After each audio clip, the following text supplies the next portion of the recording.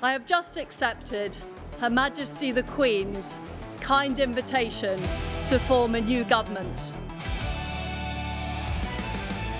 Well, ladies and gentlemen, it's fantastic to be back. In this new era, we're taking a new approach. It will be uncensorable and uncancelable. We can't give in to those who say we can't do better. That is a disgrace. We can make the West great again. The status quo is not an option. Welcome to the Liz Truss Show. This week, I'm talking about the blob that is in America, the blob that is in Western Europe. And I'm talking to a blob expert, Mike Benz. He's from the Foundation for Freedom Online. He's previously worked for the State Department, so he understands more than anyone how the deep state operates, how it subverts democratically elected politicians, and most importantly, how we can take it on. Tune in to the Liz Truss Show and subscribe on Spotify, Apple Podcasts, and YouTube. I'm delighted to be joined by Mike Benz, former official at the State Department, and now in charge of an organization that fights for online freedom. Mike, you have a lot of things on your hands, because it seems to me that even though President Trump is back in power, the deep state of the State Department hasn't got away. That's exactly right. There's been a century of buildup of this transatlantic alliance, a mix of American diplomats, their foreign counterparts, the business and private sector and banking interests that are shared between American stakeholders and foreign ones. And so there's this very deep interplay that gives it a kind of permanence that you can't necessarily vote your way out of very easily. A lot of this has to do with the structure of the bureaucracy. The fact is we have careers and politicals. Careers are people who serve in the State Department regardless of who's president, and there's a very small number of political appointees who are supposed to be their bosses, but they have various levels of effective unionization and the ability to sort of wait out or try to exert power through their allies in Congress to slow or even defeat initiatives from high-level State Department officials who are supposed to be their bosses. So we're trying to confront that right now, but the main concern that I have is that even within the State Department itself, even within the political appointees, I think there's still this MAGA civil war that is playing out between the sort of new populist Trump right and the older neoconservative interventionalist class. And I think the president himself may be sort of stuck in the middle between those two worlds. And so you end up having a divided class of political appointees who can only unify around a very small select number of issues, which means you can't really use the organization in full. And how these State Department officials, they were there in Trump 1, have the most egregious sort of proponents of an anti-Trump strategy, have they been removed? Or are there still people there who are actively trying to sabotage the Trump agenda? I don't know about active sabotage. To mine, I can't think of anyone off the top of my head who I would say is currently there engaged in active sabotage. But what you have is a lack of coordination because of, I think, an absence of White House formal direction. Giving an example, the White House has something called the National Security Council here in the U.S. that serves as the interagency coordination between all of our foreign policy and national security agencies. So it's parked at the White House, and the State Department reports to it. The CIA reports to it. The Department of War reports to it. All the supporting agencies and equities support to it. And it's supposed to effectively have the top-down guidance for that all the agencies then conform to. And then there's a White House liaison to those agencies to make sure that's implemented. The National Security Council is bare bones right now. Its staff is basically decimated. It's at a tiny fraction of what the capacity that it usually has in terms of staffers and the like.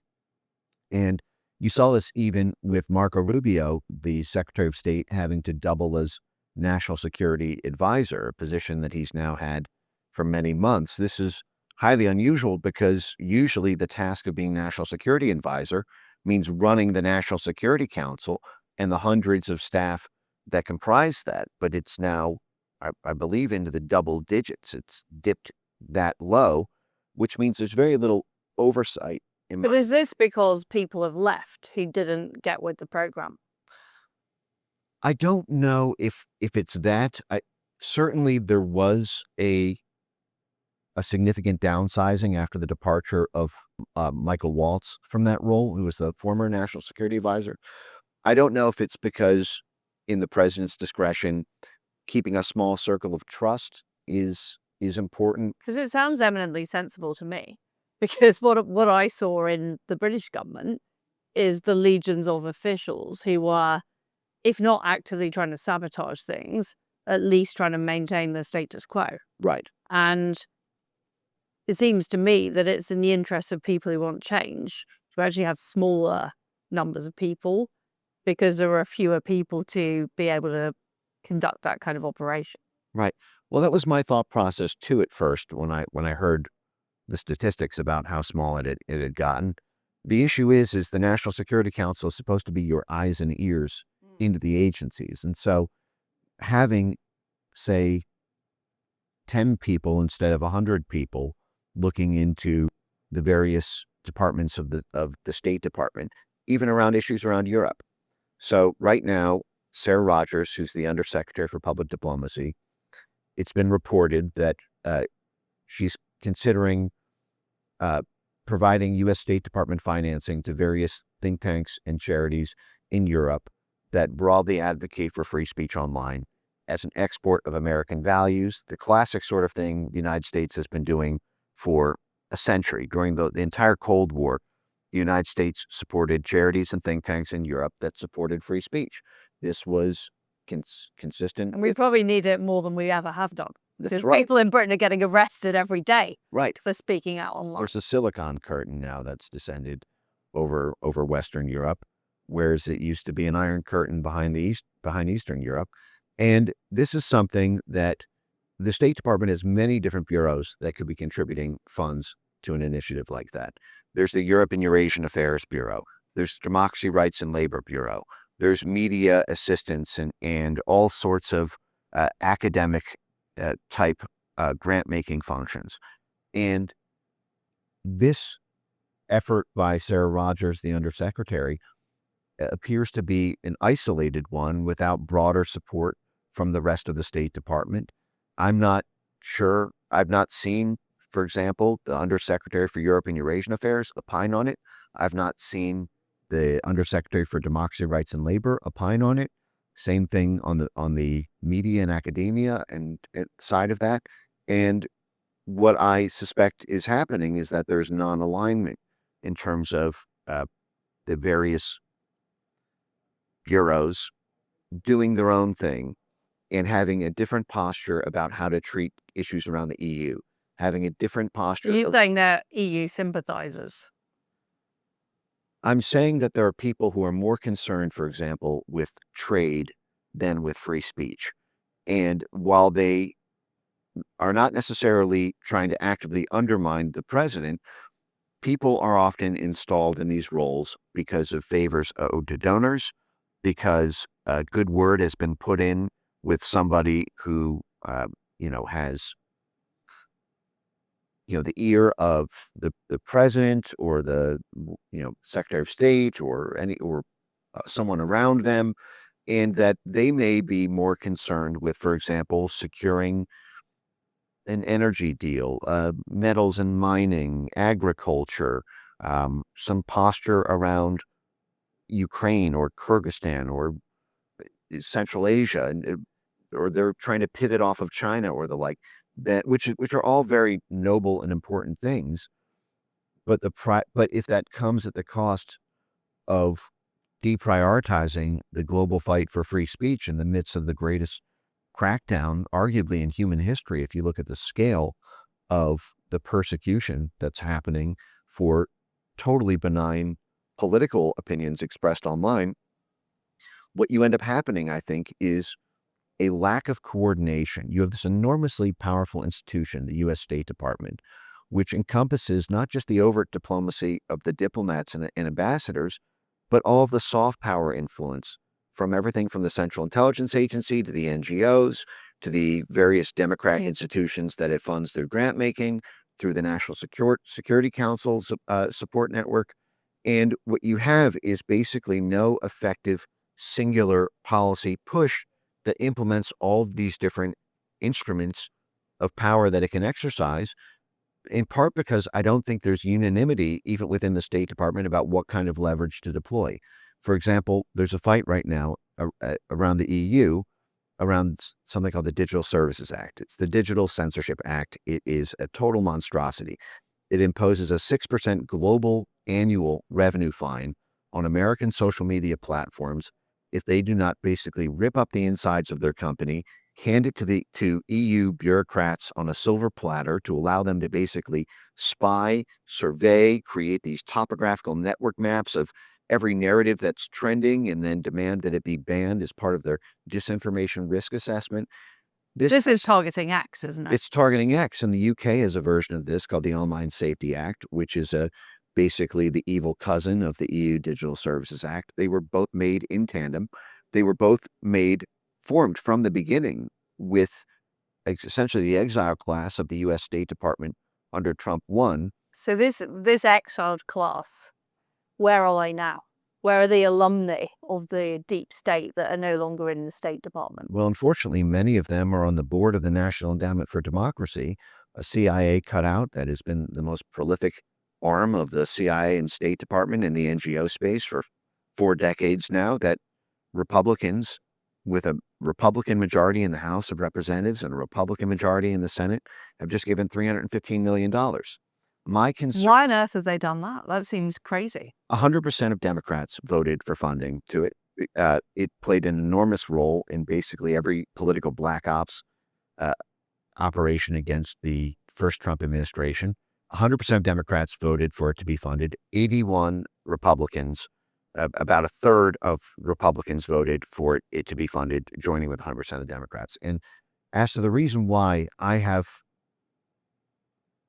can only say what I believe is my informed speculation, I'll say, which is that regardless of all the evil things that an institution like that has done to destroy free speech in the West, to do political subversion, to attack American interests, American companies, to have to push foreign countries to attack American companies. It's the exact opposite thing of what the State Department is supposed to do, and they get their $315 million through a State Department allocation.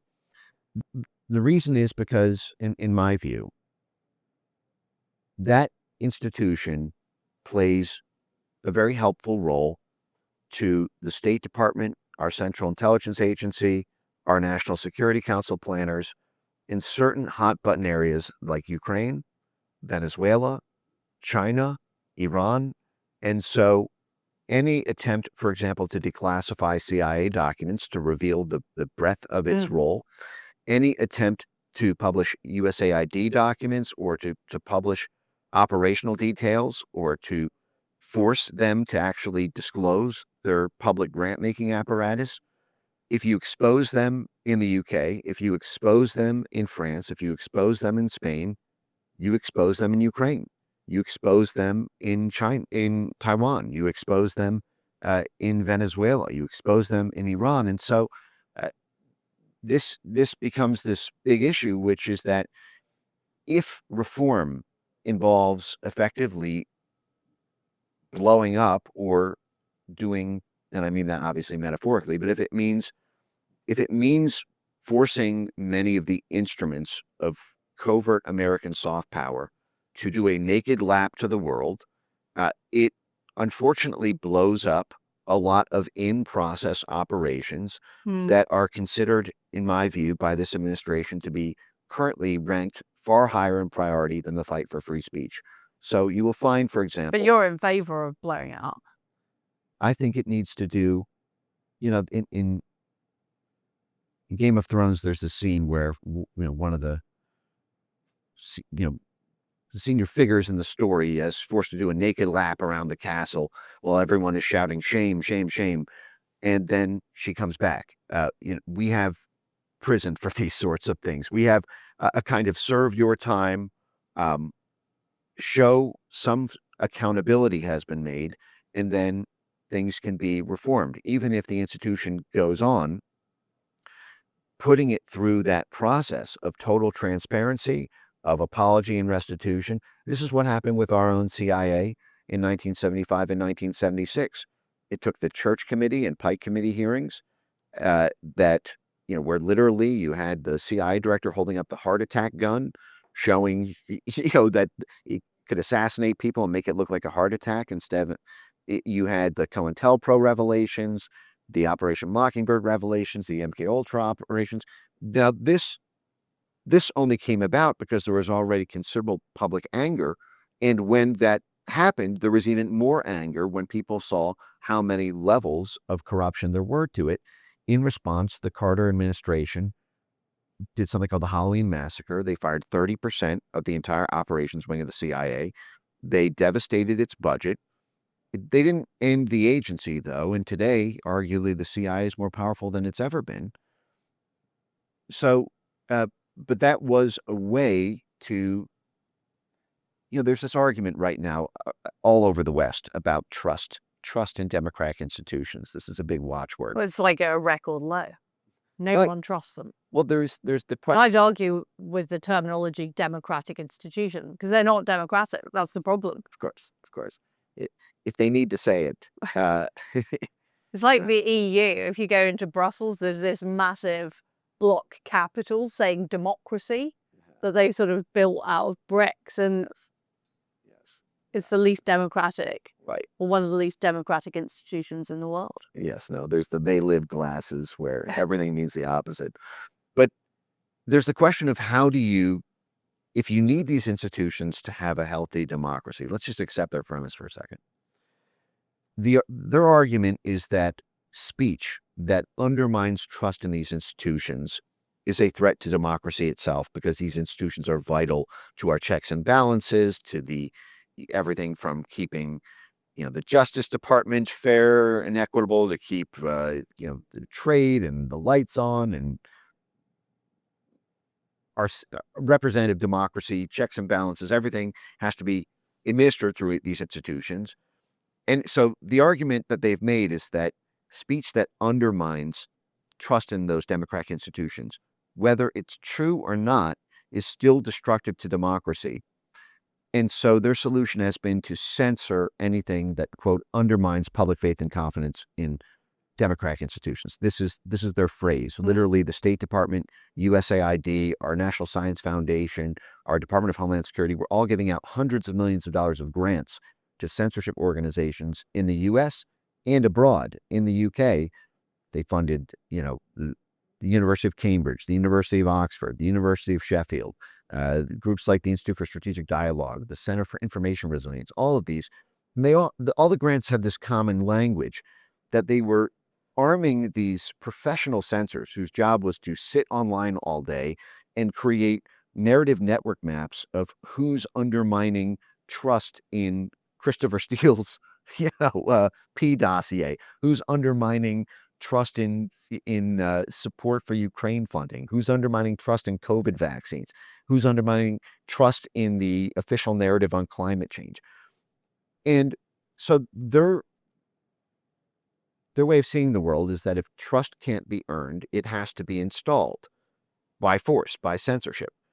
Whereas the only way to actually have authentic, organic, bottom-up democratic trust in these institutions is for them to come clean and show that they disavow the things that they've previously done, that there's restitution to the victims of these operations, that there's full transparency, that there's new accountability, measures that are put in, and trust is then earned. But don't you think that the vast majority of these institutions have been captured? Yes. That's the reality. And there's O'Sullivan's Law, which is any organization that is not explicitly right-wing becomes left-wing over time. And that has happened to financial institutions that are under the control of the government. It's happened to the police in Britain. It's happened to the judiciary. You see it all the time. And the chain of command is missing. There is not a chain of command from the elector to these people in the institutions. So yes, obviously sunlight helps to expose what they're up to, but the fundamental problem is the existence of these institutions in the first place. And countries like Britain and America were governed perfectly well before these institutions were established. Right. In Britain, we had a Supreme Court established in 2005. The Bank of England was only given independence in 1998. Britain was less successful since those institutions were created than it had been for the preceding centuries. And I think the same is true of a lot of the FDR-created institutions in America. I mean, don't they just have to be got rid of? And don't you have to challenge the whole concept of a career bureaucrat? Well, I would love that. The issue is what is politically possible. What you just identified is the approach that this administration took with USAID. A lot of that was, in my view, driven by Elon Musk at the time, before the cabinet had been filled out, before all the little voices could be in the president's ear, and everything. He had this quote that sometimes you bite into an apple and there's a worm. Sometimes you bite into what you think is an apple, but it's actually just a big can of worms. And USAID was all worms. And that's the answer to that has been to effectively close down USAID as an institution and move the legacy fraction of its ongoing function into the State Department, which is effectively what USAID has always been. It's never been a charity. There's not a single thing by law, by charter, that USAID does or has ever done that is primarily intended to promote aid or charity. It can only do that incidentally along the way of helping some foreign policy goal articulated by the State Department. If the State Department wants to win hearts and minds along, the Nile in Egypt, it can, USAID funding some clean water program there. And I'm being extremely charitable because usually it says clean water, and what you don't see is they're buying guns for CIA-backed warlords. But the fact is, even that initiative itself can only operate to the extent that it helps some State Department foreign policy goal.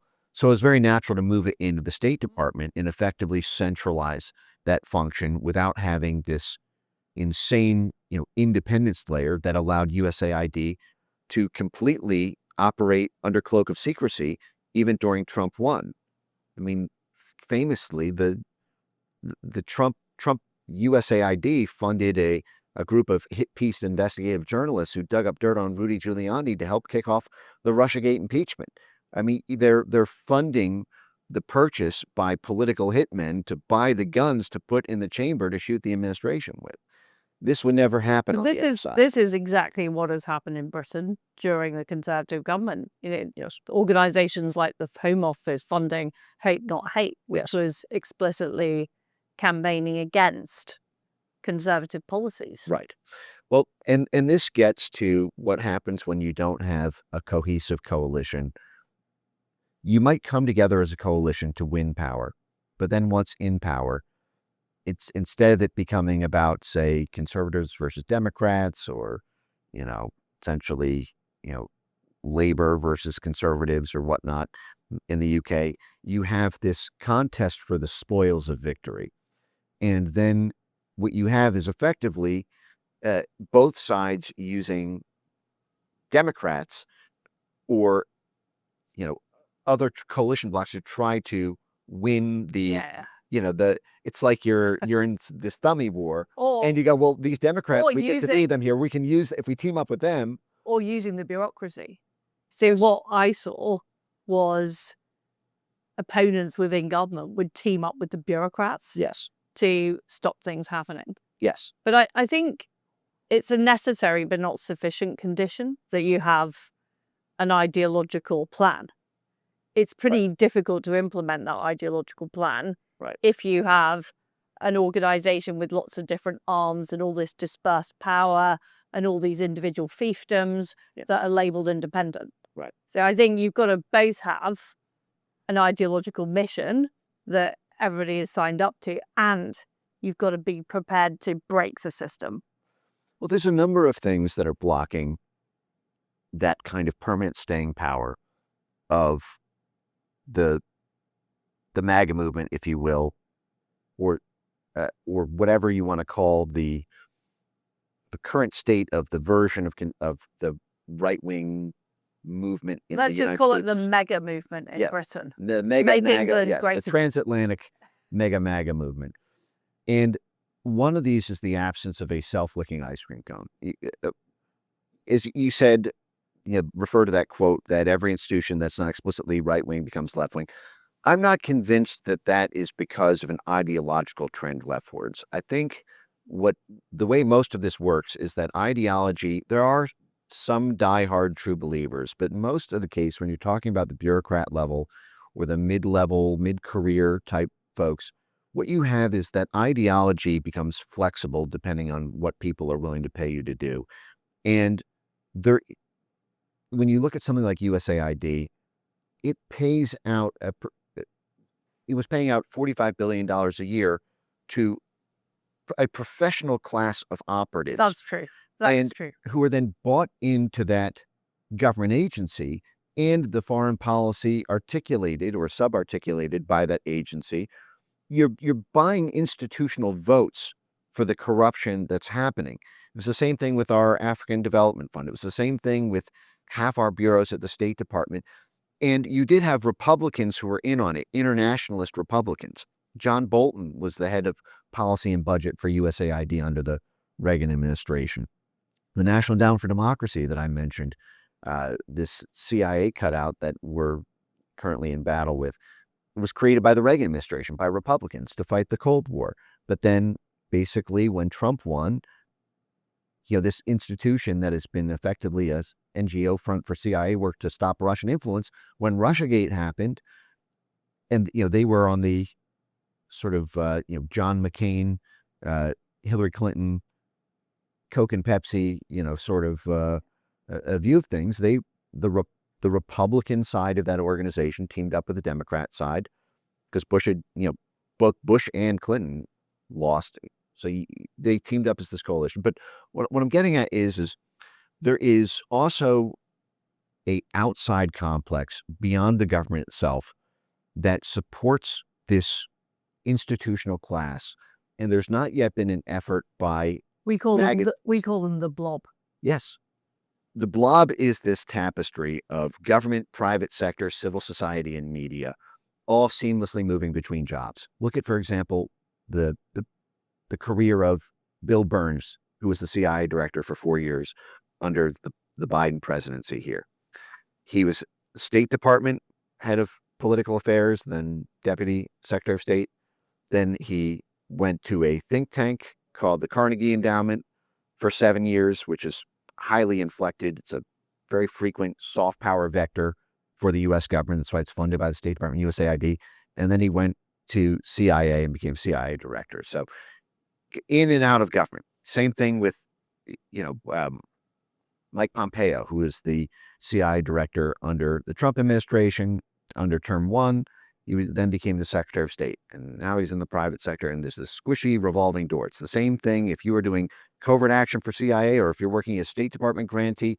It's the same job. It's the same resume.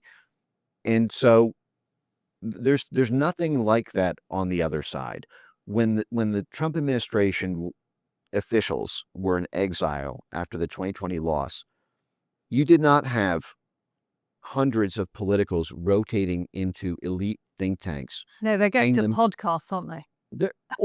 Or starting dating apps, or working gig jobs, or coaching little league teams. There was no support apparatus. On the other side of this, when you rotate out of power, in a way, it's a promotion. For example, the CIA whistleblower, Eric Ciaramella, guy who kicked off the 2019 Ukraine impeachment against Trump, who leaked the phone call, and his name was banned on social media. You got banned if you said his name out loud. Congress tried to make it illegal to say his name. Well, his job was making about $130,000 a year, 120, 130 as a mid-level CIA political analyst.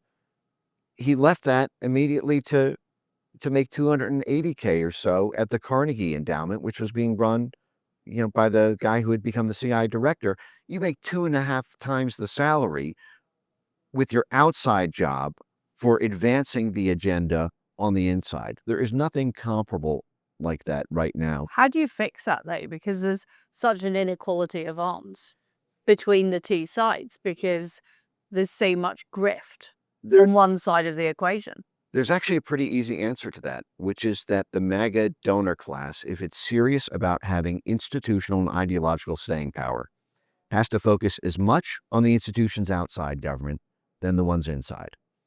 For example, if instead of giving $100 million to the next political campaign, that same donor were to develop a sprawl of think tanks and research institutions, and you walk down K Street here in Washington, D.C., and instead of seeing, or DuPont Circle, instead of seeing Brookings Institution, Atlantic Council, Johns Hopkins School of International, Studies, Carnegie Endowment for International Peace, you saw 100 of these mega transatlantic think tank institutions that were paying senior fellowships to hundreds of either academics or officials. I mean, the impact that would have on academia, the impact that would have on bravery of people inside the government.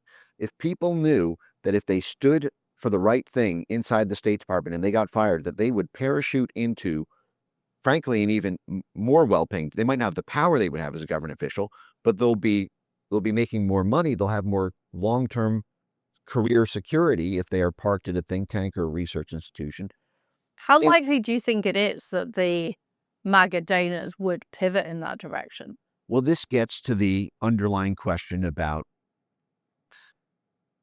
the seriousness of the donors in terms of their motivation for supporting the president's campaign and policies in the first place. The fact is, the Trump administration, the Trump campaign, I think, had a kind of strange bedfellows alliance of donors. I mean, every political campaign is strange bedfellows in some sense, but there's a 100-year history of the transatlantic relationship. For example, you had various British, Swedish, Ukrainian oligarchs even who were backing Hillary Clinton and the like, in part because they felt threatened by Trump's 2016 campaign posture around NATO, around, many of them have billions of dollars in investments in Eurasia and in natural resources and energy and all these things. They felt threatened by the Trump administration. So you had this 100-year history of alliance where they're working together every day anyway,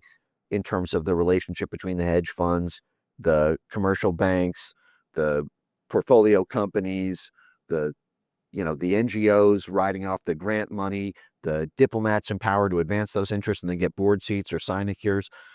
You didn't have any of that. You had a very populist campaign that was targeted towards the middle class, or often the forgotten man, lower middle class, type voter, and on the basis of doing what's best for our country rather than this other class. But in order to give that staying power, you do need to institutionalize this network. I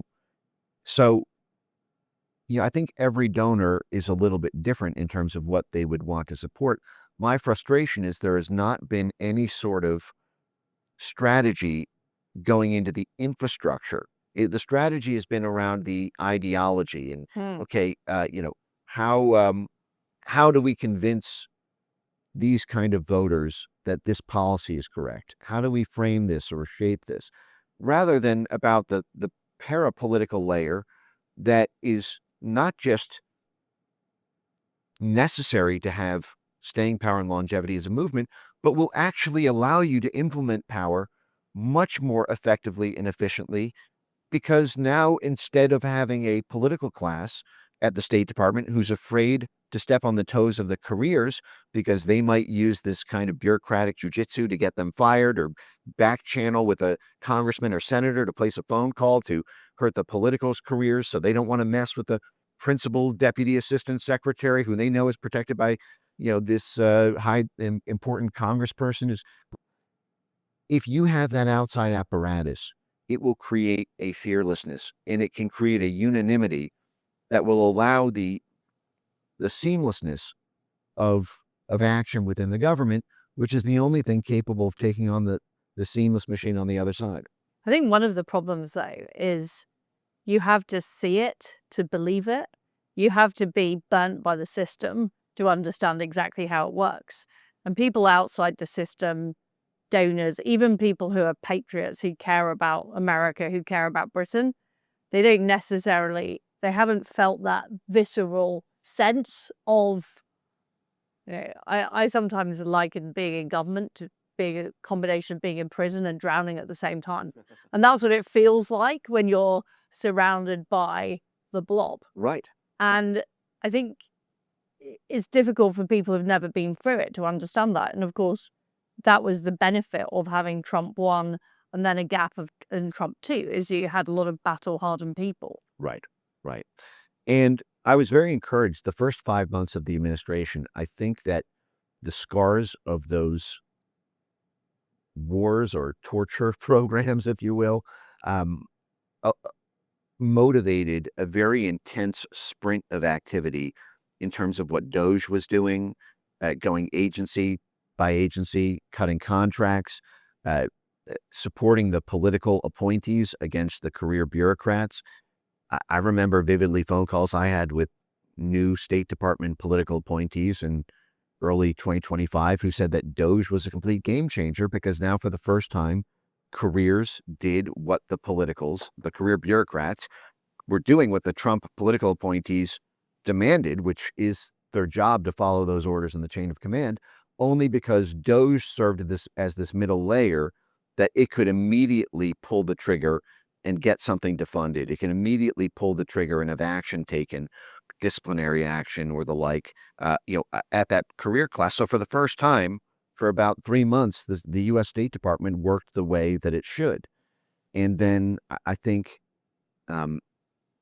when the schism opened there and the cabinet got more fully filled out, and when Elon returned to the private sector, the implicit power of DOJ to effectively represent who is effectively the co-commander-in-chief, if you will. There was this kind of, bromance. It almost felt like we had a buddy comedy film. What if two best friends split the presidency? That was the way it was in the first couple months. And DOJ carried that implicit power almost like it was the president's task force itself, which the National Security Council is supposed to do, but they don't get as in the weeds. So now you have a kind of disempowered DOJ and a decimated staff National Security Council. And I think part of what we're confronted with is things like the EU Digital Censorship Act, things like the UK Online Safety Act, things like the similar censorship bills that have been basically implemented at least in soft form in places like Canada, Australia, Brazil, and the like, will be able to completely censor the American 2026 election in America, or the 2028 presidential election, by simply threatening billions of dollars of fines against social media companies if they host disinformation anywhere. Doesn't Elon have the power to fight back against that? Well, he's certainly got the capital. The question is... He's now the richest man in the world. Right, by a considerable margin. I don't know... He's a lot richer than Britain. Right, it may be. But the fact is, Elon certainly has articulated that his focus is on private sector work now. And I don't know... But this is going to kill his business. Well... Or he's going to kill the point of his business, because if Europeans can't get access to X... I could see very easily a situation where Elon begins funding various initiatives, and foreign governments take action against him.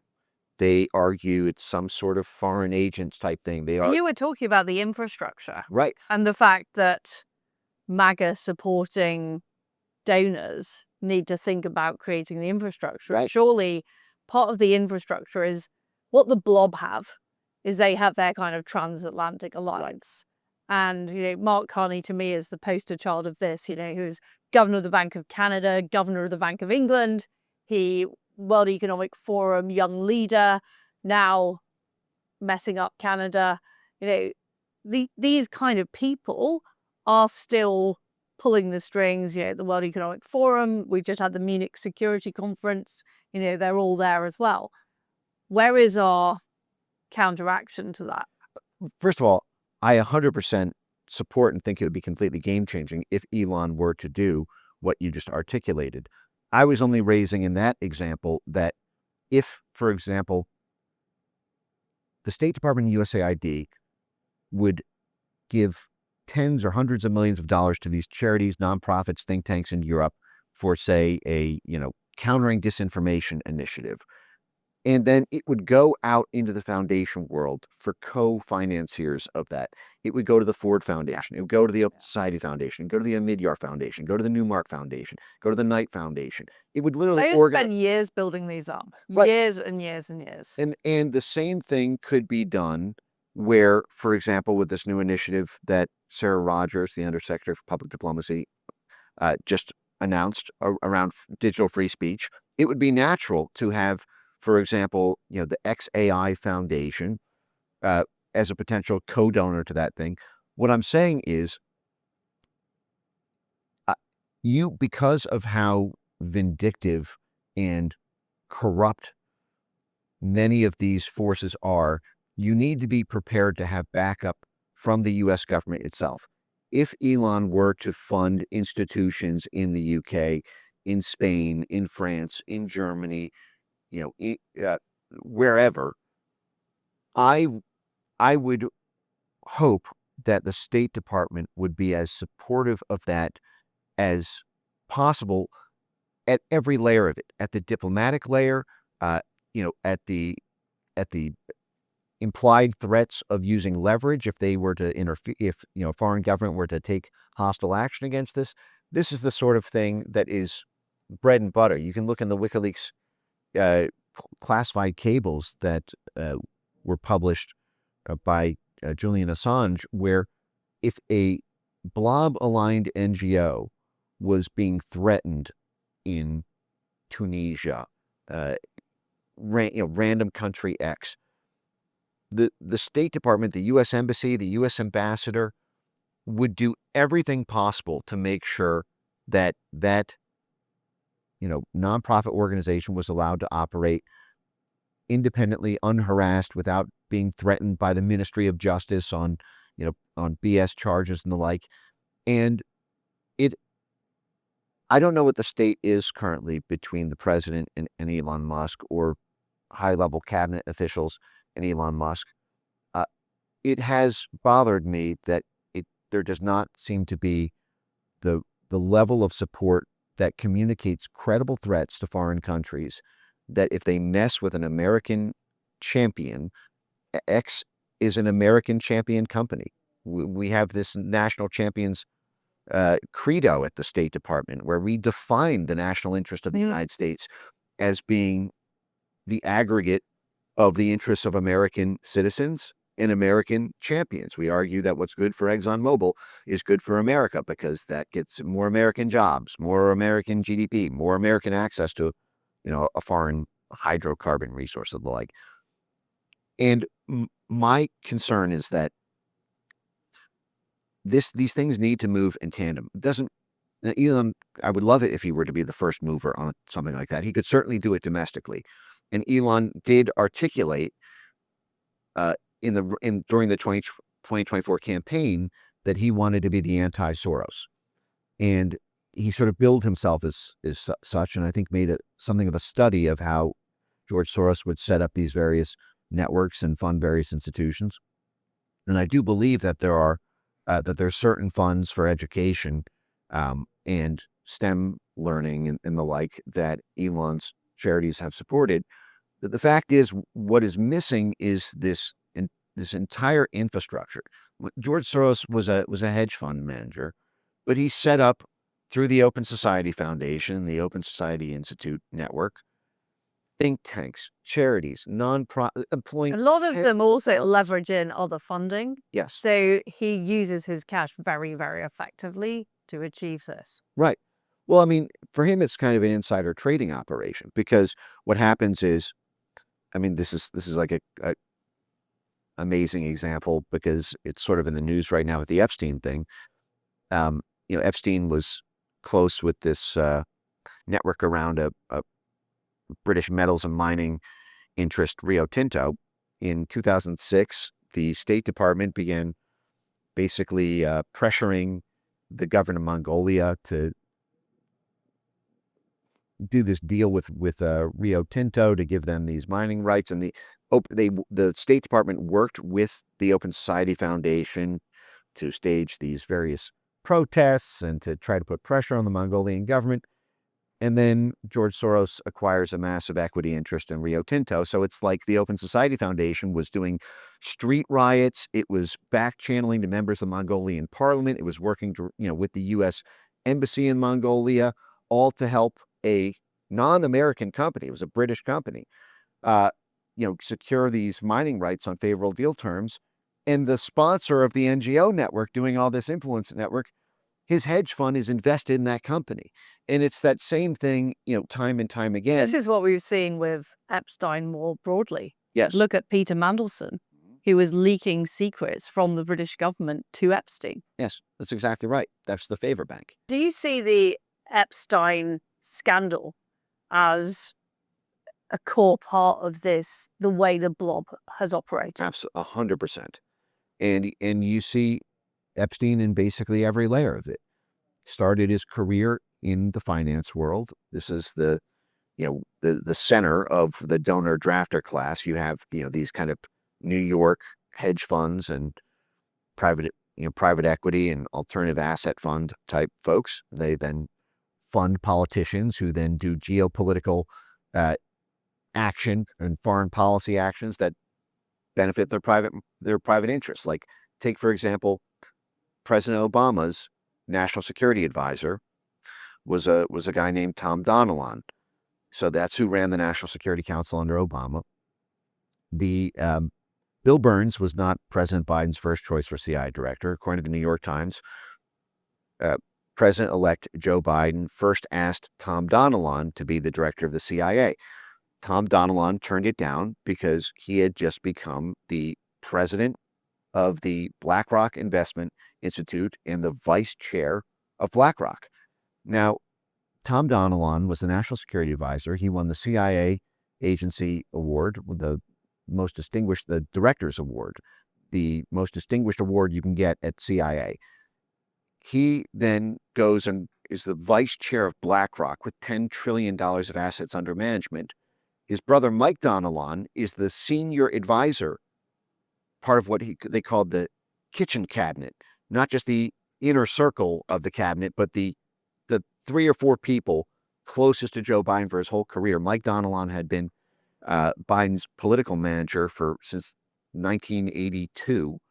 So while his brother is managing the president, he, having formerly gotten the CIA Agency Award and being the CIA's boss, is determining the investments of the most significant financial firm on planet Earth. Do you think he ever picked up his phone and called his brother Mike and said, "Hey, what can you tell me about what's happening in Ukraine reconstruction? How is Penny Pritzker, the special envoy for Ukraine reconstruction? How's that going? Don't tell me anything classified," and I'm sure he probably had a security clearance, but when you have that level of access, you can move way before the market does. If you know, because a little birdie told you and didn't show you any classified materials, but said, I can neither confirm nor deny that $100 billion worth of U.S. military assistance is going to retake this key part of Ukraine that's going to allow port access for a natural gas pipeline coming in from Poland. And so, you know, listen, I don't run a hedge fund like you do, but if I were to bet on LNG exports from Houston through this new Baltic terminal that the State Department, I don't know this for a fact, but I would not be surprised if we were giving foreign assistance funding for groups to promote the approval of this new pipeline. BlackRock gets to move into that immediately, months before the market does, and it's effectively a fait accompli for that transaction to become profitable, because you've got coordinated action by the White House, the Department of War, the Central Intelligence Agency, the Department of State, USAID, the World Bank, the IMF, all doing coordinated pressure. None of these organizations, or these ones like the IMF, the World Bank, they're not accountable to anyone. They're not. And so you've got the development of this class of people, this elite, who are grifting, essentially, in a pretty horrific way when we look at what Epstein was actually doing. And it's become a sort of nihilistic globalist class. Right. What the glue is the money. There is some shifting, evolving, ideological band-aid put on the bullet hole of the corruption. But the fact is, these things are totally flexible. A great example is on the free speech front. As I mentioned, what Sarah Rogers and the U.S. State Department Public Diplomacy Office is doing right now is simply supporting a digital free speech initiative in Europe. The kind of thing that was completely uncontested in Europe for a century, and only in the past 10 years has there been funding of censorship measures rather than free speech measures. What you see, the media, Blob media, has been completely apoplectic over this, arguing that this is like a Russian influence operation, that the U.S. government is funding groups that promote free speech because right-wing populist parties in Europe want free speech so they can spread their propaganda. And those groups are, the Russians want them to win because they're skeptical of various things that NATO is doing, or they're skeptical of the EU. And so they are now arguing that you need some sort of transparency law in Europe to make sure that every bit of grant making from the U.S. is public. And I completely support that, by the way. The irony is, just 15 months ago, that very class of EU bureaucrats and financial stakeholders that were threatening sanctions on Hungary and Georgia and 3 other countries in Europe who wanted those transparency laws. In fact, they called them the Russian law if you wanted transparency about it, because Russia passed something like that in 2012. But Russia had no problem with those transparency laws. It was the United States and the European Union who were funding groups in Hungary. The EU actually threatened to basically, if the parliamentary bill went through, that they would freeze billions of dollars in EU funds that had been allocated to them if they required any government-funded NGO receiving $23,000 or more to report that publicly. Why would the United States and European Union under the Biden administration have a problem with that transparency law? Because they're flooding the entire market of the Hungarian media, of the Hungarian NGO, Hungarian academia and civil society organizations with U.S. and EU funds to pump up a AstroTurf political movement to unseat Orban so that they can get Ukraine into the EU and, knock out the only veto vote right now in the entire EU. What do you think is likely to happen in Britain if we see the election of a populist party like Reform? What do you think the reaction of the international blob is going to be? It depends. On the one hand, it could be enormously vicious, where it depends on whether or not there's a supportive American government. If you have a kind of Trump alliance with that, I think it looks a lot different than if you had a sort of Gavin Newsom type presidency, because then you would be able Heaven help us. Right. But if you were to have that populist success in Britain without support from the United States in terms of being able to move together in a transatlantic alliance type way, it would be very easy for a Gavin Newsom administration to work you basically, I call this the transatlantic flank attack. You basically have, you would have the United States, to Britain's west, and you would have, Germany, you'd have, France, Spain, you'd have, the Ukraine, you'd have basically this kind of surround to try to, pull every lever from, the Ministry of Justice to, potential. You try to have a mass defection. You'd use various type of pressure and smear tactics, uh, lawsuits, slowing everything down, um, AstroTurf scandals. They would break out some sort of national security predicate. They would argue that, the Russians were secretly backing them the whole time. And so that justifies, some sort of special prosecutor, or justifies allowing, GCHQ or some faction within MI6 to basically spy on the campaign or spy on the administration, and then try to do, what was done in the 2019 Ukraine impeachment case here, where they argue that any attempt to implement that foreign policy is effectively helping a hostile foreign nation state. And unless you've got an international coalition, a network to fight back against that kind of network attack, what you find is that people defect when they put under enough pressure, when they have to sell their house to pay for the legal fees, when their spouses are threatening to leave them, or they feel like a disgrace as a father because they can't support their kids anymore because they're having to, pay to defend themselves from all this. Then people start defecting, and then they start selling you out, testifying against you, even if you did nothing wrong. And that can cause the whole thing to crumble, which is why the time is now. And I think there really needs to be pressure on this administration to make the most of every second that we have.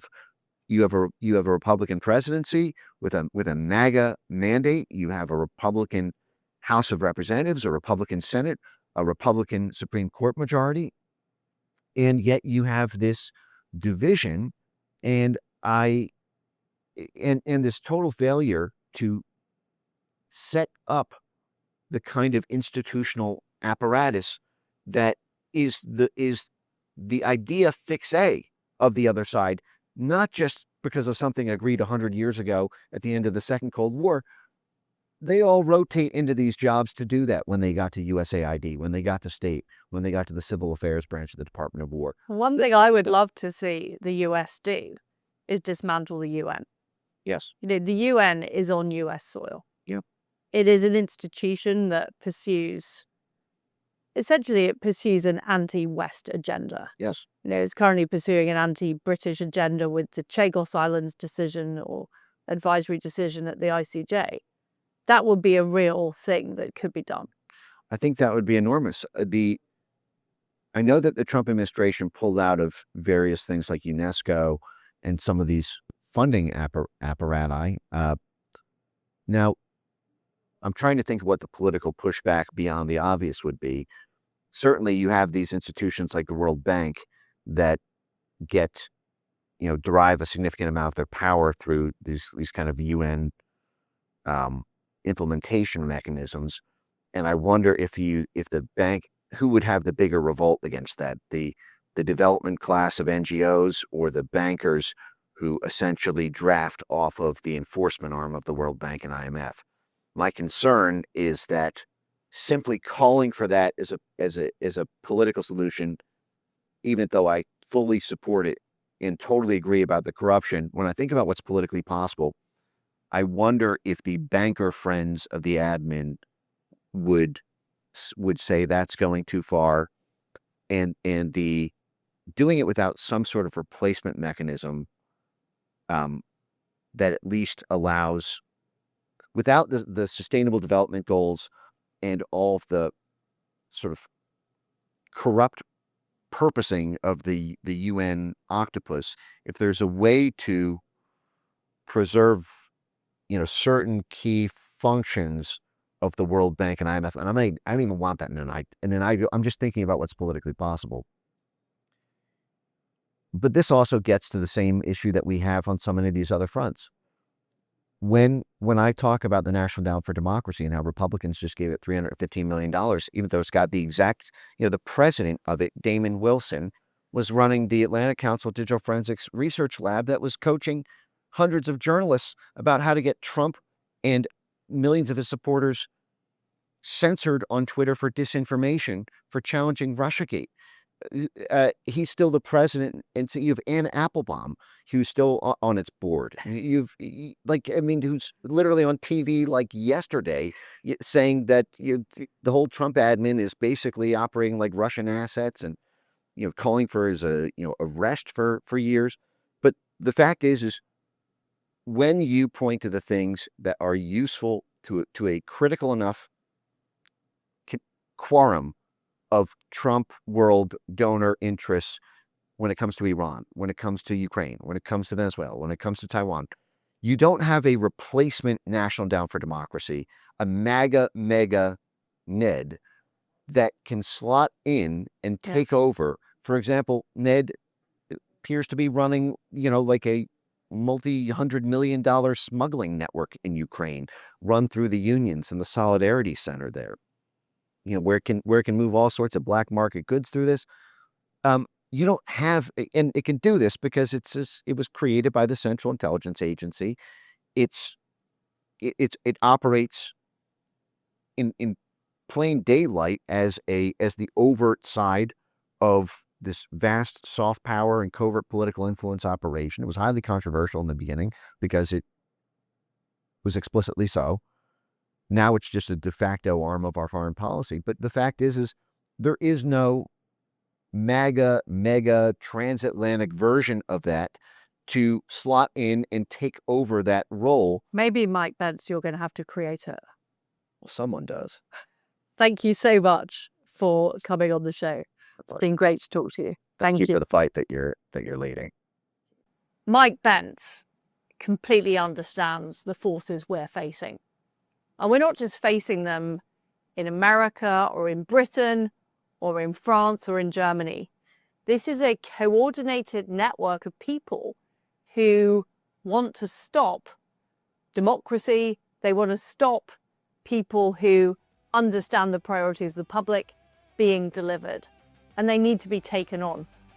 That's why we need to build an infrastructure that isn't just here today, that doesn't just win an election tomorrow, but is a permanent force to take on the permanent deep state.